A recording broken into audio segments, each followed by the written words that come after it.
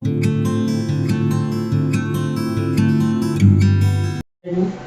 को good morning. चलिए, आज तारीख है आपकी 1 जून है, जिसमें हम लोग एनटीए यूजीसी नेट के अकॉर्डिंग अपनी प्रिपरेशन कर रहे हैं, जिसमें हम लोग इस समय यूनिट 7 डिस्कस कर रहे हैं, सॉरी यूनिट 5 डिस्कस कर रहे हैं हम लोग। ठीक है, यूनिट 5 डिस्कस कर रहे हैं, जिसमें करिकुलम से रिलेटेड हम लोगों ने टॉपिक डिस्कस किए थे पिछली क्लास में। ठीक है, करिकुलम से रिलेटेड हम लोगों ने पिछली क्लास में डिस्कस किया था। बताइए मेरी वॉइस आ रही कि नहीं आ रही?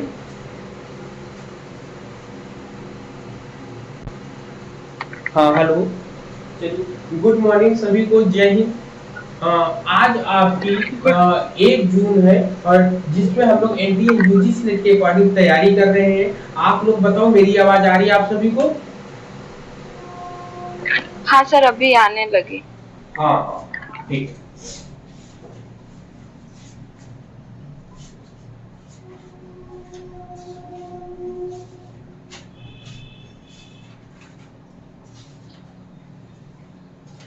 चलिए, जिसमें हम लोग एनटीए यूजीसी नेट के थ्रू जो है यूनिट 5 को यहाँ पर डिस्कस कर रहे हैं। कल की डेट में हम लोगों ने सेक्शन बी ऑलमोस्ट कंप्लीट कर लिया है। आज हम लोग सेक्शन सी की तरफ चलते हैं, जो कि सेक्शन सी में आपका क्या है उसको भी आप लोग एक बार अपने सिलेबस में देख लिया करें, और मैं भी देखता रहा करता हूँ। तो अब इसमें instructional system, instructional media, instructional technique and material enhancing curriculum transactions के बारे में हम लोग डिस्कस करने वाले हैं। ठीक है, तो सबसे पहले इंस्ट्रक्शनल सिस्टम होता है क्या, इसके बारे में बात करेंगे।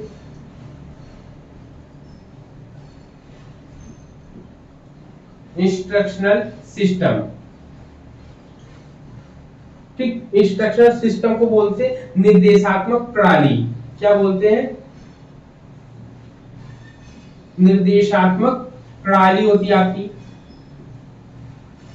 ठीक, निर्देशात्मक प्रणाली होती है। इसमें क्या होता है, कहते हैं निर्देशात्मक प्रणाली का उपयोग हम विशिष्टताओं को व्यवस्थित, कोई भी विशिष्ट समस्या होती है, कोई भी ज्यादा चीजें होती हैं, तो उनको जो है सही तरीके से करने के लिए हम इंस्ट्रक्शनल सिस्टम का प्रयोग करते हैं। कहते हैं instructional system is the systematic development of instructional specification using learning and instructional theory to ensure the quality of instruction. मतलब शिक्षा की गुणवत्ता सुनिश्चित करने के लिए अधिगम और निर्देशात्मक सिद्धांतों का हम प्रयोग करते हैं। किसमें? इंस्ट्रक्शनल सिस्टम में निर्देशात्मक प्रणाली के दौरान। निर्देशात्मक प्रणाली का हम यूज क्यों करते हैं, तो आप बता सकते हो कि इसमें जो है, जो सिस्टम है, जो प्रक्रिया है, cause and good morning, good morning. ठीक है, तो इसमें जो है फीडबैक, इसमें कॉज मिलेगा, इसमें मतलब कारण मिलेगा, प्रभाव मिलेगा, आपको प्रतिक्रियाएं मिलेंगी, रिस्पांस मिलेगा, ये सब चीजें आपको मिलेंगी। तो इसमें देखो क्या क्या चीजें आपको मिलती हैं। सबसे पहले इंस्ट्रक्शनल सिस्टम में तो आप लिखोगे, सबसे पहले आपको रिलेशनशिप्स मिलेंगे। क्या मिलेंगे?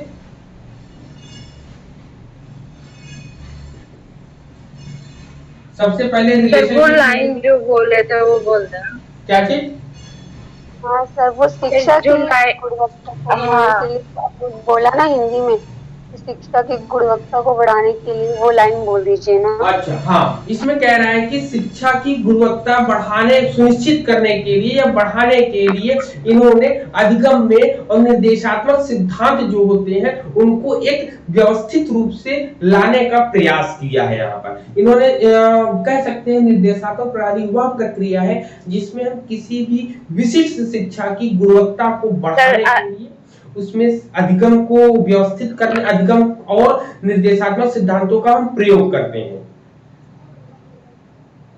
सर, नोट कर रहे हैं थोड़ा सा। अच्छा, हाँ, लिख लीजिए। निर्देशात्मक प्रणाली के अंतर्गत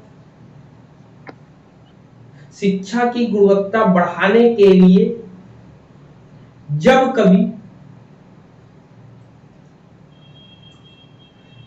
अधिगम और निर्देशात्मक सिद्धांतों का प्रयोग करते हैं,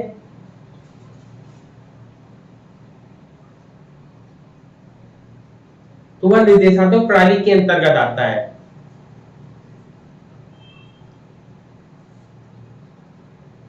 ठीक है। अब इनके सिस्टम इन्वॉल्व, सिस्टम में इन्वॉल्व क्या क्या चीज है, इनके सिस्टम में इन्वॉल्व क्या चीज है, लिखेंगे रिलेशनशिप। हाँ, इन्वॉल्व सिस्टम। इन्वॉल्व सिस्टम क्या है आपका, इन्वॉल्व सिस्टम में क्या है, सबसे पहले आपके रिलेशनशिप आता है, फिर दूसरा आपका आता है कंडीशन आता है आपका, रिलेशनशिप के बाद क्या आता है आपका, कंडीशन आता है, कंडीशंस आते हैं आपके, ठीक। मतलब पहला आपका संबंध आता है, क्या आता है, रिश्ते आते हैं, संबंध आता है, फिर कंडीशन मतलब क्या होती है, स्थिति या परिस्थिति आती है आपकी, लिख देते हैं संबंध, फिर परिस्थिति,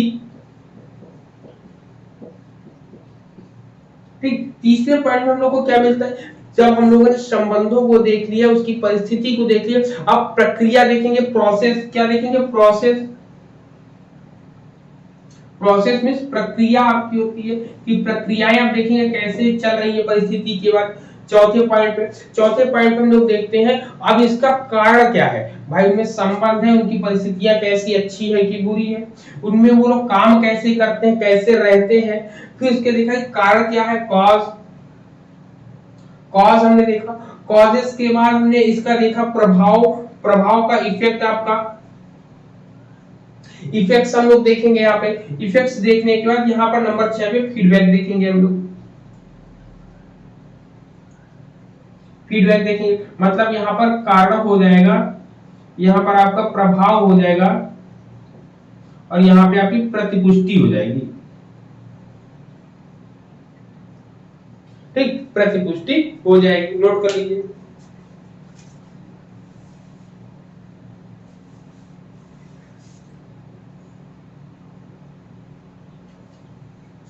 ठीक है, चलिए क्लियर है इतने पॉइंट्स, फिर आगे बढ़ा जाए जी। हाँ, अब इंस्ट्रक्शनल सिस्टम की अगर हम बात करें तो इंस्ट्रक्शनल सिस्टम में आपको इतनी चीजें आपको समझ में आ गई कि सबसे पहले स्पेसिफिकेशन ऑफ कंटेंट, मतलब कोई विशेष विषय वस्तु मिलेगी, फिर उसको हम ऑब्जेक्टिव्स में कन्वर्ट करेंगे, फिर असेसमेंट ऑफ इंटीरियर बिहेवियर, उसमें बिहेवियर को डिफाइन करेंगे, मतलब रिलेशनशिप को देखना, बिहेवियर को डिफाइन करेंगे, बिहेवियर को डिफाइन करने के बाद स्ट्रेटजीज बनाएंगे, अनेक तरीके की चीजें चलती हैं, तो ये निर्देशात्मक प्रणाली के अंतर्गत आती है। अब इसमें मुख्य रूप सेकंड जो पॉइंट था, सेकंड जो टॉपिक जो था वो ये आपका एकदम कंप्लीट होता है, ठीक। अब आता है इंस्ट्रक्शनल मीडिया, क्या आता है,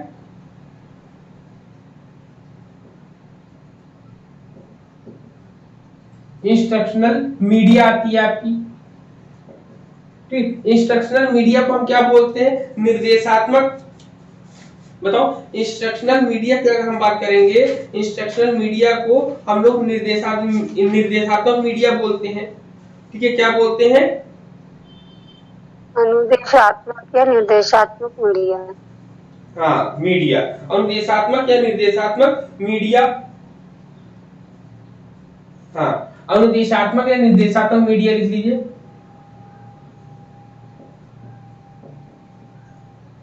अनुदेशात्मक मीडिया, ठीक। ये क्या होता है, चलो इसके बारे में भी डिस्कस कर लेते हैं। ये होता है, इसमें कहता है कि इसमें जो है जो शिक्षा होता है, जो आपका कहते हैं कि it includes all devices and materials used in the teaching and learning process, which include not only electronic communication media but also such device as slides, photographs, teacher made diagrams, chart, real objects and hand dots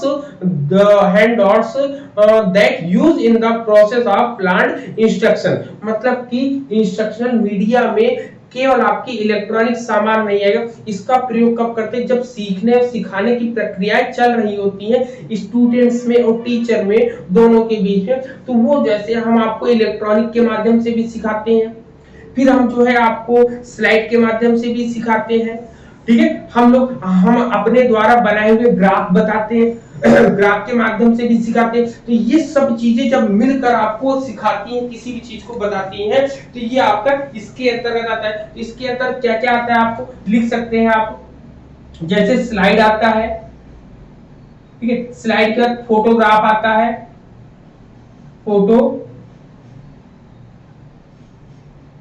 photograph आता है आपका।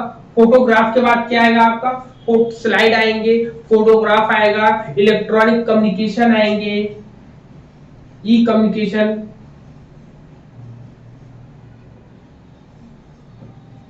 ई communication में video calling, conferencing, ये सब चीजें आती हैं। फिर आता है इसमें टीचर मेड डायग्राम लिख लेंगे, टीचर के द्वारा बनाए गए चित्र डायग्राम,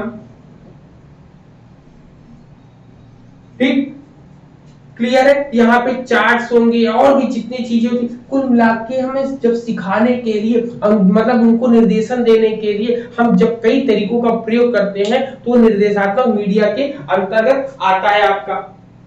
जैसे इसमें ऑडियो वीडियो विजुअल, ठीक है, ये सब चीजें अब आती हैं तो ये इसी के अंतर्गत आपका आता है। क्लियर है, पॉइंट बताओ। जैसे ऑडियो की बात करेंगे, टीचर और स्टूडेंट दोनों को सिखाने के लिए नहीं, यहाँ पे टीचर जो है स्टूडेंट को जब सिखाएगा तो उसको किन किन माध्यमों से वो सिखा सकता है। जैसे ऑडियो है, ऑडियो में टीचर ने अपनी वॉइस के थ्रू बता दिया, ठीक है। ऑडियो कैसेट्स होते हैं, ऑडियो सीडीज होती है, रेडियो होता है। तो ये ऑडियो, जब ऑडियो और वीडियो दोनों की बात करेंगे तो वहां पर लाइव वीडियो आपको सिखाया जाता है, ठीक है। मल्टीमीडिया सीडीज होती है, पावर पॉइंट्स होता है, इंटरनेट होता है आपकी। तो ये सब चीजें आपकी इसके अंतर्गत आती है आपकी,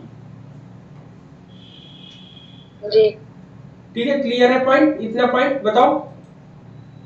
फिर आपका आता है, आपका नेक्स्ट इसमें आता है इंस्ट्रक्शनल टेक्निक्स आती है, ठीक है। इसमें आता है, इसको साफ कर देते हैं। फिर आता है इंस्ट्रक्शनल टेक्निक्स आएंगे आपका,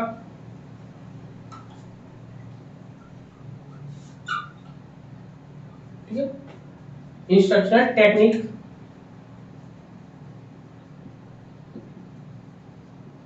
ठीक, इंस्ट्रक्शनल टेक्निक्स की बात करेंगे जिसको बोलते हैं निर्देशात्मक तकनीक।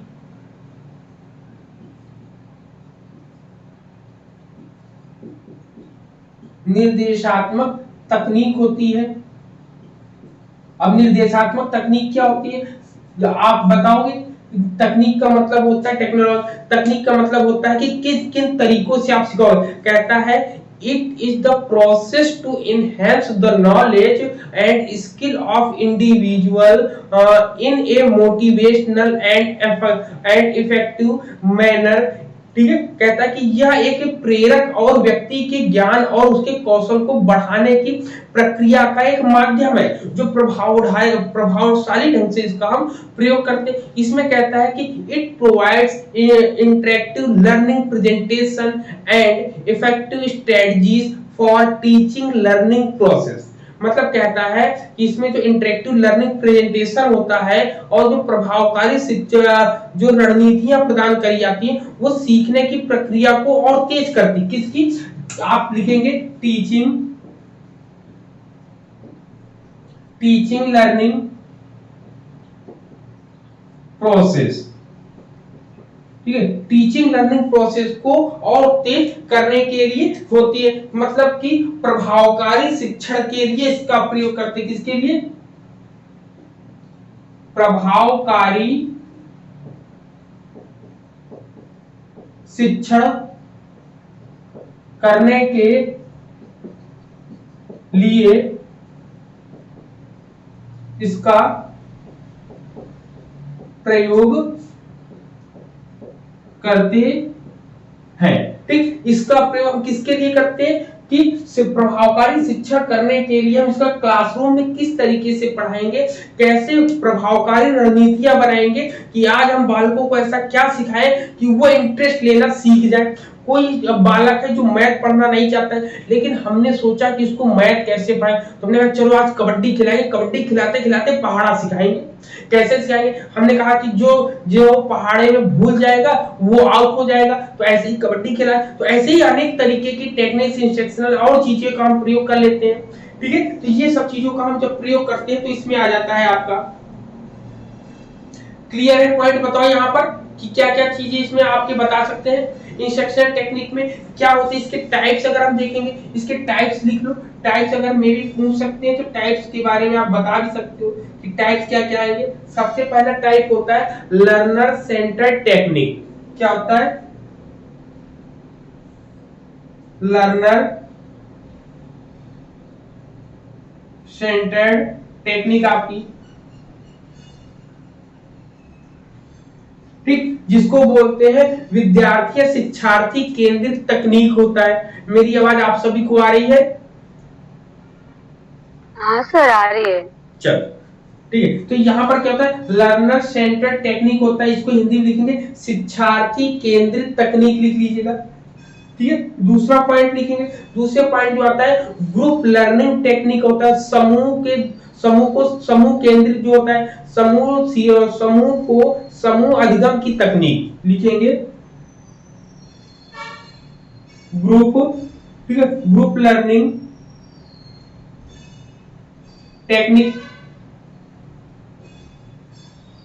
अभी जो ग्रुप लर्निंग टेक्निक में क्या आएगा आपका, जैसे आपको वर्कशॉप होता है तो वर्कशॉप में भी एक साथ दो साथ जो कम 4-4 5-5 बच्चों का ग्रुप बनाते हैं। या आप देखते हैं प्रोजेक्ट जो दिए जाते हैं, प्रोजेक्ट में भी आपको एक समूह, एक ग्रुप, क्लास में जैसे 50 बच्चे हैं तो 5-5 बच्चों का जो है ग्रुप बना दिया जाता है, फिर उसमें कंपटीशन का आता है, तो वो ग्रुप लर्निंग टेक्निक के माध्यम से आपका आ जाएगा इसमें आपका। फिर तीसरा होता है एक्सपेरिमेंटल लर्निंग। ठीक है, experimental learning design, experimental learning technique.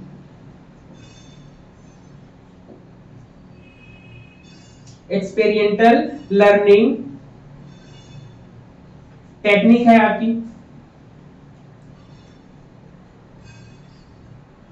ठीक, एक्सपेरिमेंटल लर्निंग टेक्निक है अनुभवात्मक अधिगम की तकनीक। क्या अनुभवात्मक, इसको लिख लो, अनुभवात्मक अधिगम तकनीक। ठीक, तकनीक होती है आपकी। फिर आपका जो चौथा होता है आपका टीचर सेंटर्ड टेक्निक होती है। ठीक है, क्या होती है? टीचर सेंटर्ड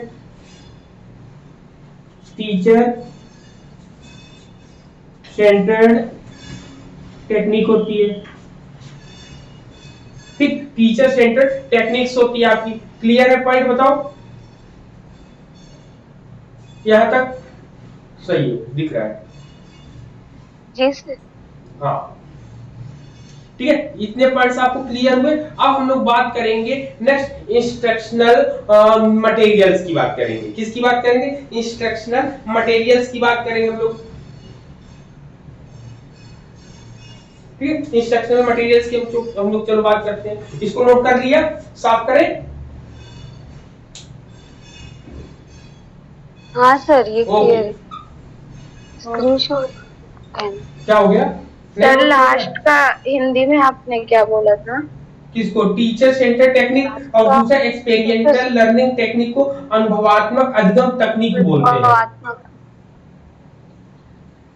अनुभवात्मक शिक्षा। हाँ, अनुभवात्मक अधिगम तकनीक होती है जिसमें अनुभवों के माध्यम से हम लोग सीखते हैं, सिखाते हैं, गाइड करते हैं।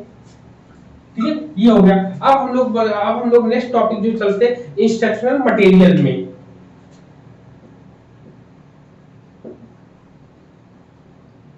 इंस्ट्रक्शनल मटेरियल,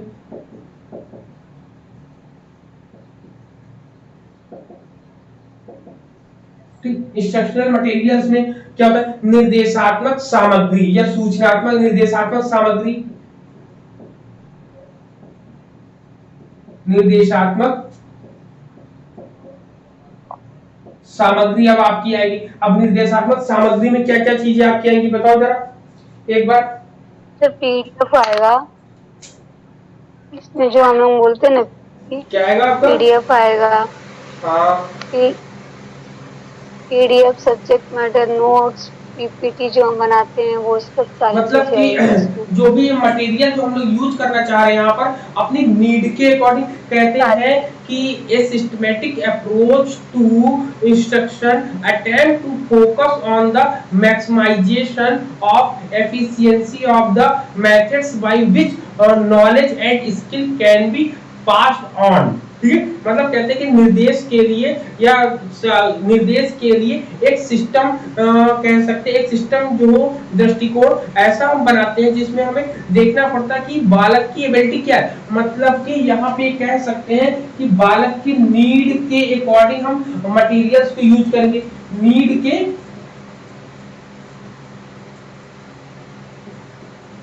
अकॉर्डिंग, जब कभी नीड के अकॉर्डिंग हम अपनी हमें जो आवश्यक होगी क्लासरूम में पढ़ाने के लिए या उस बालक को सिखाने के लिए, तो वो आपका इंस्ट्रक्शनल मटेरियल में आपकी चीजें जाएंगी। इसमें क्या होता है, शिक्षण सामग्री को तैयार करने के लिए शिक्षार्थियों की जो आवश्यकता होती है उसका हम विश्लेषण करते हैं। विश्लेषण करने के बाद ही हम लोग यहाँ पर कहते हैं कि need of the learners analyse.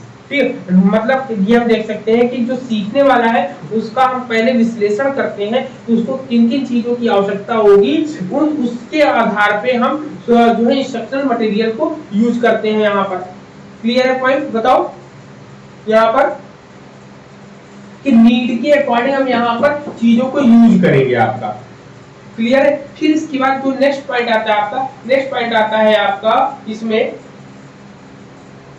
Curriculum transaction model आएंगे। हाँ,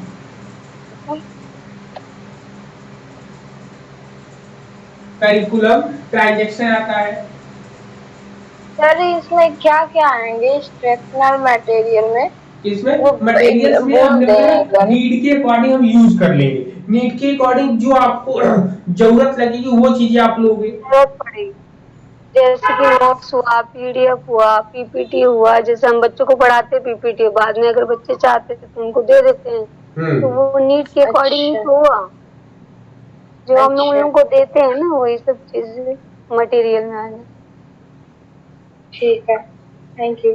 हाँ, इसको आपने ले लिया कि जैसे उसमें नीड के अकॉर्डिंग जो भी मटेरियल्स आपको लेने हुए, जैसे आपको ड्रॉ करने के लिए, और जैसे आप मैथ पढ़ाने जा रहे हो तो ज्योमेट्रिकल आर्ट जब आप पढ़ाने आते हो, ज्यामिति कला पढ़ाने आते हैं तो आपको ज्योमेट्री बॉक्स पूरा चाहिए, आपको ग्राफ पूरा बनाने के लिए। अगर आप एक क्लासरूम में ज्योग्राफी पढ़ाने जा रहे हो तो आपको ग्लोब की जरूरत पड़ती है, आपको पूरा नक्शा चाहिए उसको पढ़ाने के लिए। तो ऐसी जो सामग्रियां होती हैं, इन सब चीजों के माध्यम से जब हम छड़ी का यूज करके पढ़ाते हैं तो वो ज्यादा इफेक्टिव होता है। तो वही चीजें आपकी होती है। अब नेक्स्ट आता है करिकुलम ट्रांजैक्शन, पाठचर्या जो होती है। करिकुलम ट्रांजैक्शन पाठचर्या समव्यवहार जिसको बोलते हैं, पाठचर्या समव्यवहार, समव्यवहार, समान व्यवहार। इस समान व्यवहार का मतलब होता है आपस में लेन देन बराबरी की बात है।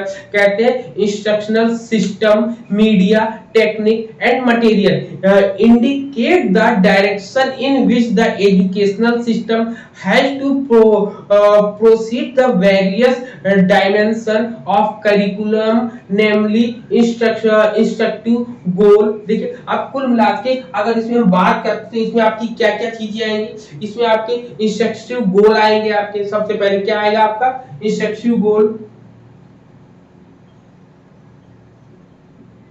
इंस्ट्रक्टिव गोल होता है आपका, गोल ही गोल बन गया। इंस्ट्रक्टिव गोल होता है। गोल के बाद फिर इसमें और क्या आता है, लर्निंग आउटकम्स देखते हैं हम लोग। क्या देखते हैं, लर्निंग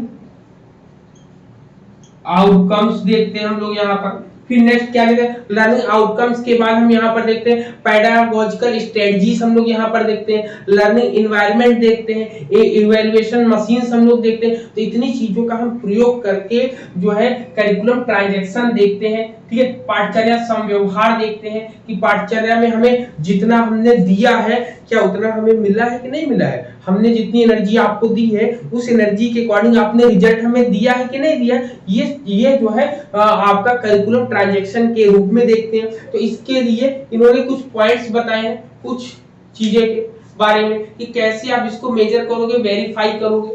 ठीक है, इंस्ट्रक्शन करिकुलम को अगर हम देखेंगे तो सबसे पहले अगर हम देखते हैं इसका फ्रेमवर्क बनाते हैं। क्या बनाते हैं? करिकुलम ट्रांजैक्शन का फ्रेमवर्क। ठीक है, फ्रेमवर्क बनाएंगे, फ्रेमवर्क बनाते हैं करिकुलम ट्रांजैक्शन का। तो देखिए फ्रेमवर्क में क्या क्या चीजें आपकी आती है। सबसे पहला आता है इंस्ट्रक्शनल गोल आता है आपका। क्या आता है? ठीक है, इंस्ट्रक्शनल गोल आता है, इंस्ट्रक्शनल गोल आपका आएगा। ठीक है, सबसे पहला पॉइंट तो ये आपका, बताओ चलो ये हो गया। ये सबसे पहले इंस्ट्रक्शनल गोल को हम बनाएंगे। फिर नेक्स्ट जो आता है इंस्ट्रक्शनल स्ट्रेटजी। और जब आपको गोल मिल गया, गोल का स्ट्रेटजीज बनाओगे। ठीक है, इंस्ट्रक्शनल स्ट्रेटजीज, इंस्ट्रक्शनल स्ट्रेटजीज बनाओगे। सबसे पहले आपके लिए लक्ष्य मिल गया, लक्ष्य के लिए स्ट्रेटजी, स्ट्रेटजी को हम लोग क्या कहेंगे? स्ट्रेटजी को योजना, रणनीति। स्ट्रेटजी का सही नाम क्या होगा? रणनीति। सर इसको रणनीति, रणनीति बनाएंगे हम लोग। ठीक है ना, रणनीति बनाएंगे। जब हमने इसको रणनीति बना ली, रणनीति बनाने के बाद फिर लर्निंग इन्वायरमेंट, यहां पर हम लर्निंग इन्वायरमेंट देखेंगे, लर्निंग इन्वायरमेंट देखेंगे। ठीक, लर्निंग इन्वायरमेंट हम लोगों ने यहां पर देख लिया कुल मिलाकर। जब लर्निंग इन्वायरमेंट देखा तो लर्निंग इन्वायरमेंट देखने और हम लर्निंग आउटकम्स भी देखेंगे। क्या देखेंगे? लर्निंग आउटकम, लर्निंग आउटकम्स यहां पर देखेंगे। यहां पर फिर जाके ये इंस्ट्रक्शनल गोल्स की तरफ देखेगा। जब लर्निंग आउटकम हमने यहाँ पर चेक किया तो हमने जो गोल बनाया था क्या वो गोल कंप्लीट हुआ कि नहीं हुआ। तो ये आपका चारों से ऐसे जुड़ जाता है। ये आपका ये कहीं पर भी किसी से अलग नहीं होता है, ये सबसे जुड़ा रहता है। तो ये आपका करिकुलम ट्रांजैक्शन फ्रेमवर्क है, जिसमें हम लोग सबसे पहले गोल देखते हैं, गोल के बाद हम रणनीति बनाते हैं, रणनीति के बाद हम लोग इन्वायरमेंट देखते हैं, इन्वायरमेंट के बाद फिर हम आउटकम्स इसमें देखते हैं यहाँ पर। ठीक है, तो यहाँ पर ये आपका फ्रेमवर्क है आपका करिकुलम ट्रांजैक्शन का। क्लियर? अब इसमें हम कहते हैं कि इसके कुछ स्टेप्स भी दिए जाते हैं, या कह सकते हैं इसमें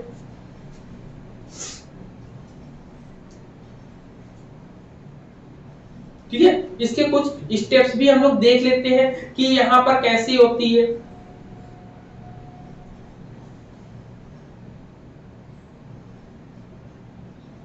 जैसे करिकुलम ट्रांजैक्शन में हम लोग लेसन प्लान बनाते हैं। तो लेसन प्लान में क्या होती है? सबसे पहले प्लानिंग होती है, प्लानिंग ऑर्गेनाइजिंग होती है, एडमिनिस्ट्रेटिंग होती है, गाइडिंग होती है, कंट्रोलिंग होती है। इन सब चीजों को हम लोग देखते हैं लेसन प्लान के अंतर्गत। ठीक है, लेसन प्लान के अंतर्गत हम लोग देखते हैं। और भी अगर हम इसमें बात करें तो और भी चीजें हम लोग को मिलेंगी, लेकिन जो इसमें मेन पॉइंट जो आपको मिलेगा, जो इनके स्टेप्स के रूप में हम देखना चाहेंगे, इनके स्टेप्स को यहाँ पर देखेंगे, यहाँ पे लिखेंगे स्टेप। ठीक, स्टेप्स में कैसे आएगा? अब चलो आज जो है ऐसे लिखेंगे सीधे सीधे ना। तो सबसे पहले स्टेप में नंबर 1 पर क्या आएगा? नंबर 1 पर आपकी प्लानिंग आएगी। क्या आएगी आपकी? नंबर 1 पर प्लानिंग आएगी। प्लानिंग को हम लोग क्या कहते हैं? योजना। क्या बोल रहे हैं? कुछ बोल रहे क्या? No sir. सबसे पहले प्लानिंग आएगी। दूसरे पॉइंट पे आपका क्या आएगा? दूसरे पॉइंट पे आपका ऑर्गेनाइजिंग आएगा। ऑर्गेनाइजिंग आएगा। जो तीसरा पॉइंट होगा, तो तीसरे पॉइंट पे आपका क्या आएगा? आपका देखो तीसरे पॉइंट पे अगर हम बात करते हैं, तीसरे पॉइंट पे आता है क्लास अप्लाइंग होगी ना, क्लास अप्लाइंग होगी। क्लास पे अप्लाई करेंगे, क्लास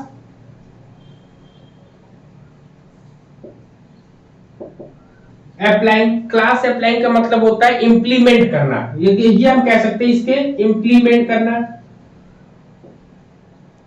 ठीक, इम्प्लीमेंट्स करना, इम्प्लीमेंट्स का मतलब होता है लागू करना। सबसे पहले प्लान बनाया, फिर उसको जो है ऑर्गेनाइज, मतलब ऑर्गेनाइज किया, मतलब फैला दिया संगठन करके, उसका जो है चालू कर दिया हमने। चालू करने के बाद सब जगह मतलब कि सबका, ऑर्गेनाइजेशन का मतलब होता है सबको सबके कार्य का बंटवारा कर देना। फिर अप्लाई करना है कि भाई चलो सब लोग आप काम करना शुरू कर दो। तो इम्प्लीमेंट यहाँ पे लागू कर दिया हमने। लागू करने के बाद यहाँ पे फिर हम चौथे पॉइंट पे इवेल्युएशन करेंगे।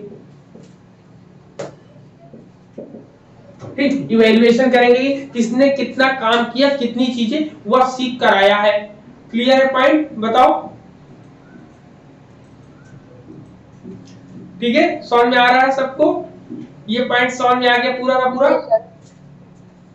सर ऑर्गेनाइज का क्या आप बताएं हैं? ऑर्गेनाइज का मतलब होता है कि सभी को संगठन में, एक संगठन में ले आकर सभी को सबके काम बता दो। ठीक है नहीं, ऑर्गेनाइजेशन होती है, एक ऑर्गेनाइजेशन होती है जहां पर सभी के कार्यों को बताया जाता है। ठीक, तो ये ऑर्गेनाइजेशन में होता है संगठन। क्या होता है? संगठन। ठीक, आप किसी संगठन के पास जाओगे तो वहां पर उसके बहुत से ब्रांचेस मिलेंगे। ठीक है, बहुत से ब्रांचेस मिलेंगे जो भी वर्क करते रहते हैं आपके। क्लियर है? जी सर। चलो ठीक, तो यहाँ पर इतने पॉइंट्स आपको क्लियर हो गए। यहाँ पे हम लोगों ने सब चीजें देख ली हैं। अब यहाँ पर आपके पूरा का पूरा करिकुलम ट्रांजैक्शन हो गया। अब आता है approach to evaluation of curriculum. क्या आता है? Approach to curriculum of evaluation की बात हम लोग करते हैं।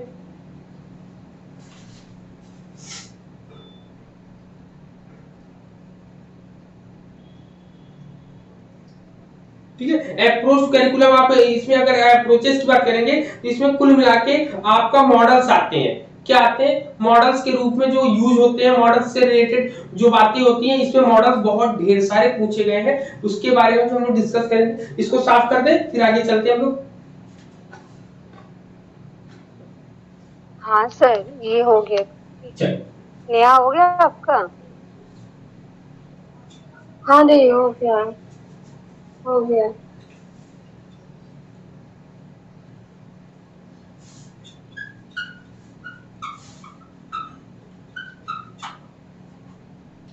चलो अब हम लोग नेक्स्ट पॉइंट पे चलते हैं। नेक्स्ट पॉइंट आता है आपका approach to evaluation of curriculum, कि यहाँ पर मूल्यांकन। तो मूल्यांकन के इसमें जो ओवरऑल प्रोग्राम होता है, ओवरऑल प्रोग्राम गोल के लिए पूरा का पूरा हमने बताया कि कैसे हम लोग इसका इवैल्यूएशन करेंगे, करते हैं। इसमें ये पूरी की चीजें हम लोगों ने डिस्कस कर लिया आगे तक की ना, पूरी की पूरी चीजें हम लोगों ने डिस्कस कर ली है। अब आगे देखते हैं इसमें आपके जो सिलेबस में जो देखा है, सिलेबस के अकॉर्डिंग यहाँ पर जो इम्पोर्टेंट है, इम्पोर्टेंट वे में जो इनके अप्रोचेस है, जैसे आपका वो टेलर्स मॉडल है, स्टैक्स मॉडल है और स्क्रीवेन और किलपैट्रिक, ये चार मॉडल जो है बहुत इंपॉर्टेंट वे में आपका काम देते हैं। ठीक है, हेलो, ठीक है। यहाँ पर दो चीजें यहाँ पर बताते हैं। यहाँ पर अगर हम कहें कि इवैल्यूएशन ऑफ करिकुलम की पाठ्यचर्या का मूल्यांकन करने के लिए हम लोग कैसी चीजों को प्रयोग करेंगे, तो बहुत ढेर सारी चीजों को उन्होंने बताया कि दो या दो से अधिक परिस्थितियों को हम लेंगे और उसमें कम से कम एक परिणाम निकालेंगे, और निकालने के बाद उसमें एक जो प्रॉब्लम होगी उसको सॉर्ट आउट करने का काम करें। तो करिकुलम को इवैल्यूएट करने का मतलब होता है कि उसमें जो कमियां होती है छोटी मोटी, उनको दूर करना। अब दूर करने के लिए उस पर इंटरवेनिंग वेरिएबल्स को भी डालेंगे, हस्तक्षेपी चर को जब हम डालेंगे, जो वो हस्तक्षेप करेगा तब जाके उसकी कमियों को वो पकड़ पाएगा, समझ पाएगा आपका। क्लियर है पॉइंट यहाँ पर? बताओ। ठीक है, तो इसमें से ज्यादा क्वेश्चन आता नहीं है, इसमें से बस जो आपको पता है वही आपसे पूछता है आपसे। सर वो लाइन फिर से बोल देंगे उसका भी। क्या इसमें जो है, जब हम इसकी बात करते हैं, इवैल्यूएशन की बात करते हैं, इवैल्यूएशन की, अब करिकुलम इवैल्यूएशन का मतलब होता है कि करिकुलम में जो भी कमियां होती हैं उसको कैसे पता करें। ठीक। तो इवैल्यूएशन के लिए उन्होंने बोला कि इंटरवेनिंग वेरिएबल या इंटरवेनिंग अप्रोच को डालो, बाह्य तत्वों को डालो, बाह्य कारक को डालो। जब यदि उसका प्रभाव देखा जाए कि उसके प्रभाव से जो है कोई दूसरा प्रभावित होता है कि नहीं होता है, जब प्रभावित होने लगेगा तो पता चल जाएगा कि भाई उसके अंदर क्या क्या कमियां हैं, क्या क्या खूबियां हैं। ठीक, अगर कमियां पता चल गई तो ठीक है, खूबियां पता चल गई तो भी ठीक है। दोनों का हम लोग यहाँ पर कंप्लीट वे में उसका सॉल्यूशन निकाल लेंगे यहाँ पर। और आपको मैंने एकेडमिक कॉम्पिटेंसी बेस्ड चीजें बताई रखी हैं जो कि आपके सिलेबस में है ना, उसको बता रखा है मैंने पहले से ही। ये मॉडल्स आपका हो चुका है, पहले से ही आपका हो गया ना।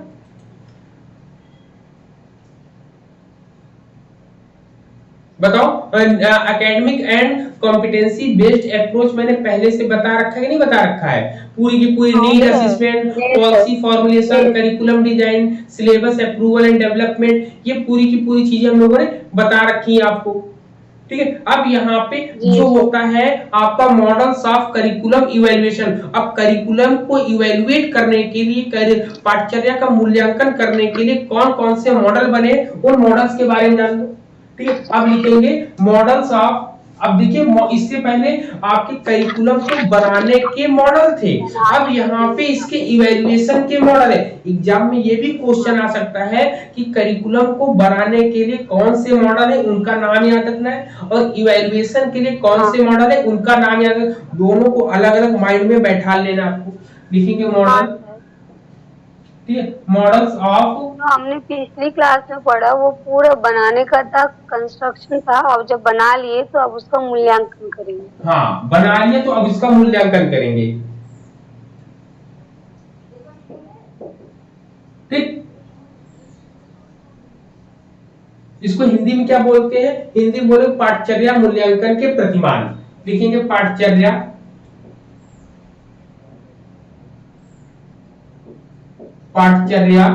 ठीक है, पाठ्यचर्या मूल्यांकन के प्रतिमान की बात करेंगे अब। तो क्या आएगा इसमें आपका, देखिए, ठीक है। हम तो थोड़ी देर के लिए डर गए कि कहीं रिकॉर्डिंग चली कि नहीं चली है, नहीं इतना मेहनत बेकार हो जाता। ठीक, चलो, तो यहाँ पर रिकॉर्डिंग चल रही है। तो चलिए, इसमें सबसे पहले आपको कितने मॉडल्स पढ़ने को मिलेंगे? इसमें आपको कम से कम 4 मॉडल पढ़ने को मिलेंगे आपके सिलेबस में। सबसे पहले टायलर मॉडल है। हाँ, टायलर मॉडल है आपका। फिर स्टैक का मॉडल है। फिर इसके बाद कौन सा है? स्टैक मॉडल है। स्टैक, हाँ, नंबर 2 पे। उसके बाद है स्टैक्स मॉडल है आपका। स्क्रीवेन का मॉडल। ठीक है, स्टैक्स है। स्टैक्स है आपका। स्टैक्स के बाद, स्टैक्स मॉडल के बाद आपका क्या आता है? स्क्रीवेन मॉडल है। स्क्रीवेन मॉडल ना, स्क्रीवेंस का मॉडल है आपका। ठीक है, स्क्रीवेन मॉडल है। और चौथा जो है आपका कौन सा है? आपका किर्कपैट्रिक है आपका। किर्कपैट्रिक नहीं, किर्कपैट्रिक है आपका। ठीक है, किर्कपैट्रिक है आपका। Kirkpatrick model. ये 4 मॉडल्स हम लोग को इवैल्यूएशन के लिए आप अपने कॉपी में नोट कर लीजिएगा। मॉडल्स ऑफ करिकुलम इवैल्यूएशन, पाठचर्या का मूल्यांकन करने के जो प्रतिमान होते हैं, 4 मॉडल होते हैं। एक टायलर मॉडल है, दूसरा स्टैक मॉडल है, तीसरा स्क्रीवेन मॉडल है, चौथा आपका किर्कपैट्रिक मॉडल हम लोग को पढ़ने को मिलता है यहाँ पर। क्लियर है? अब चलो, सबसे पहले टायलर मॉडल से रिलेटेड हम लोग बात करेंगे। तो टायलर मॉडल की हम बात करेंगे तो इनको जो है क्या कहा जाता है? हाँ, ठीक। इसको जो है क्या कहा जाता है? इनको बताओ, फादर। और इनको जो टेलर मॉडल है, टेलर मॉडल को क्या कहा गया है? टेलर मॉडल, जो टेलर होते हैं, टेलर को क्या कहा गया है बताओ?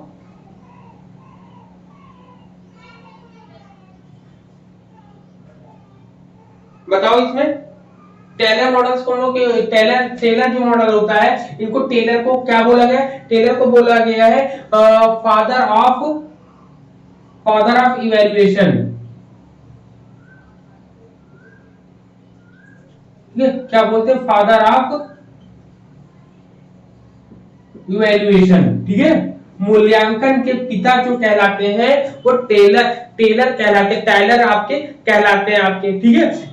इसमें इन्होंने क्या क्या चीजें इसेंशियल एलिमेंट्स बताया है, क्या बताया है आपको इसेंशियल, ठीक है। इसमें आपको क्या बताया, इसेंशियल एलिमेंट्स बताया है, ठीक है। क्या बताया है,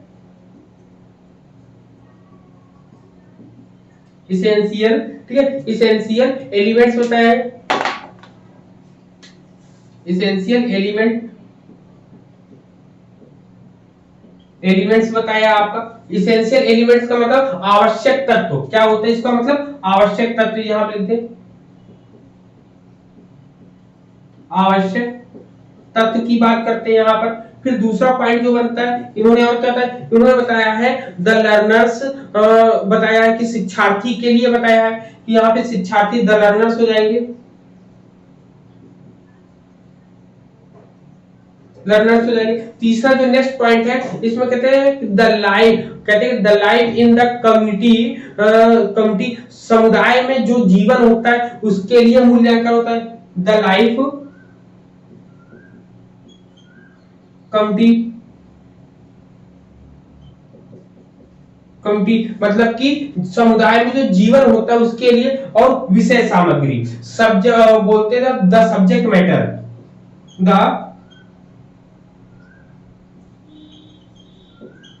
सब्जेक्ट मैटर, ठीक है। आवश्यक तत्वों में इन्होंने क्या बताया है, आवश्यक तत्वों में आपका लर्नर्स बताया है, और समुदाय में जीवन, समुदाय में जीवन बताया है, और यहाँ पे विषय सामग्री, विषय सामग्री। अगर इसमें देखेंगे तो इन्होंने 3 पॉइंट्स बताए। 3 पॉइंट्स क्या है, द लर्नर्स, शिक्षार्थी सबसे इंपॉर्टेंट है। शिक्षार्थी अगर किसी का भी इवैल्यूएशन करना है तो वो किसका करना है, शिक्षार्थी का मुख्य रूप से करना है कि जो भी करिकुलम हम लोगों ने बनाया है वह करिकुलम बच्चे के लिए कितना महत्वपूर्ण है, कितनी चीजें हैं, ठीक है। तो दूसरा आपसे पॉइंट क्या करा कि समुदाय में उसके जीवन के लिए उसका मूल्यांकन हम जब करेंगे और विषय वस्तुओं का हम मूल्यांकन करेंगे, इन सब चीजों का हम मूल्यांकन करेंगे तब जाके हमको वास्तविक रूप में इनके बारे में पता चलेगा, ठीक है। इनके बारे में क्या चलेगा, पता चलेगा। यहाँ पर क्लियर है पॉइंट यहाँ पर,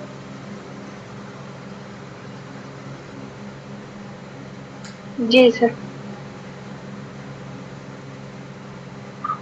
हाँ, इसमें जो इसका की पॉइंट्स होता है, इसमें जो होता है कि लर्निंग आउटकम, आपने देखा होगा जितनी भी चीजें होगी, रिजल्ट की बात करें या लर्निंग आउटकम की बात करें, इन्होंने लर्निंग आउटकम को पहले से ही डिटरमाइन कर लिया, पहले से ही बता दिया। तो आप इसके नोट करके लिखेंगे इंपॉर्टेंट पॉइंट में, नोट लर्निंग आउटकम लिखेंगे, नोट लर्निंग आउटकम पहले से ही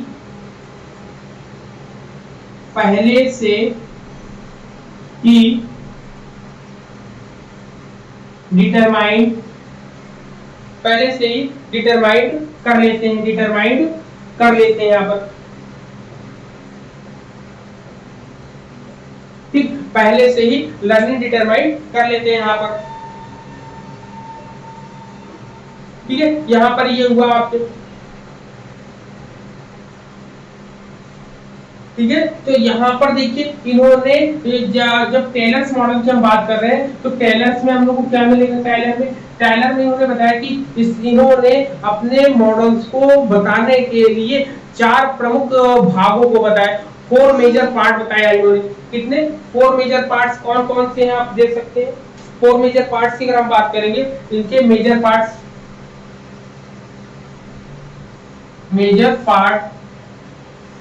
ठीक है। 4 मेजर पार्ट्स इनके कौन कौन से होंगे। सबसे पहला मेजर पार्ट जो होता है आपका, उन्होंने बताया ऑब्जेक्टिव, कहते हैं defining objective of the learning experience, मतलब सीखने के अनुभव के उद्देश्यों को परिभाषित करना, मतलब कुल मिला के ऑब्जेक्टिव्स आते हैं इसमें,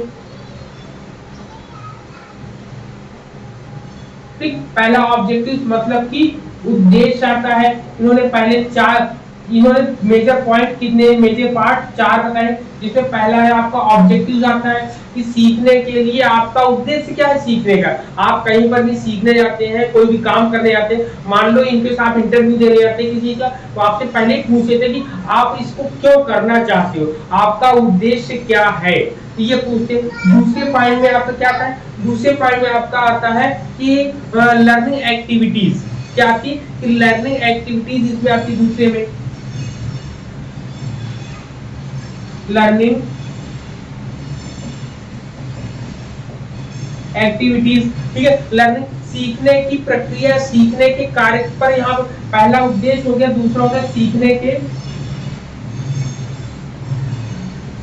के कार्य की बात करते हैं यहाँ पर, ठीक है। दूसरा ये हो गया। जब तीसरे पॉइंट हम लोग बात करेंगे तो तीसरे पॉइंट में आपका क्या आएगा, तीसरे पॉइंट में क्या आएगा, ये दो लोग जुड़े हैं, तीसरे चलेंगे क्या, चलो बताते हो। फिर आपका तीसरे पॉइंट में आपका आता है ऑर्गेनाइजिंग, क्या आता है आपका तीसरे पॉइंट में आपका आता है ऑर्गेनाइजिंग, ठीक। ऑर्गेनाइजिंग होता है, ऑर्गेनाइजिंग का मतलब होता है जो भी आपने उद्देश्य बनाया है, उद्देश्यों को प्राप्त करने के लिए जो गतिविधियों का आपने आयोजन किया है, गतिविधियों का आयोजन होता है। यहाँ पर क्या होता है, आयोजन होता है, गतिविधियों का आयोजन होता है। फिर इसके बाद नेक्स्ट पॉइंट इसके आता है आपका आयोजन के बाद चौथा पॉइंट जो आता है आपका, उसमें कहते हैं कि इसमें इवैल्यूएशन करने के लिए क्या होता है आपका चौथा पॉइंट, इवैल्यूएशन। इवैल्यूएशन का मतलब होता है मूल्यांकन करने के लिए। तो यहाँ पे सबसे पहले आपने पर्पस, यहाँ पे इसके अकॉर्डिंग यहाँ पर देखेंगे, सबसे पहले ऑब्जेक्टिव्स बनाया, दूसरा लर्निंग एक्टिविटीज। देखिए हर जगह जो है सबसे पहले ऑब्जेक्टिव, दूसरे पॉइंट पे आपका ऑर्गेनाइजिंग आता है, लेकिन यहाँ पर तीसरे पॉइंट पे ऑर्गेनाइजिंग डाला है, दूसरे पॉइंट पे लर्निंग एक्टिविटीज पे यहाँ पे डाल रखा है ना, लर्निंग एक्टिविटीज को डाल रखा है, जबकि हमेशा जो है ऑर्गेनाइजिंग ऊपर होता है और लर्निंग एक्टिविटीज नीचे होती। तो ये इनमें थोड़ा सा डिफरेंट आपको देखने को पढ़ने को मिलेगा आपको। क्लियर है पॉइंट, बताओ। हेलो जी सर, जी सर। क्लियर है कि कैसे इसको कैसे आप डिफाइन करोगे, कैसे आप इसको इसके बारे में आप जानोगे समझोगे। क्लियर है यहाँ पर इतने पॉइंट? जी सर। ठीक है, तो यहाँ पर ये पॉइंट्स हम लोग के क्लियर हो जाते हैं। टायलर्स मॉडल में यही इंपॉर्टेंट इनके की पॉइंट्स थे जो कि मैंने आपको बता दिए, इनके लाभ और हानियां, इसमें कुछ इतना नहीं। अब इसके बाद जो आता है नेक्स्ट स्टैक मॉडल आएगा, और स्टैक मॉडल को हम शाम की क्लास में देखेंगे हम लोग। क्लियर है यहाँ तक सबको, बताओ। जी सर। चलो ठीक है, तो हम लोग शाम की क्लास अब करते हैं। शाम की क्लास में इसके आगे के पॉइंट को हम लोग पढ़ेंगे। हाँ बताएं सर। वो जो हम रिकॉर्डेड वीडियो बना के आपको डालने के लिए कहा था वो डाल दीजिए। वो कर रहे हैं, वो आपको मिल रहा है ना धीरे धीरे। अभी पूरा यूनिट कंप्लीट हो जाए इसके बाद फिर डालते हैं ना।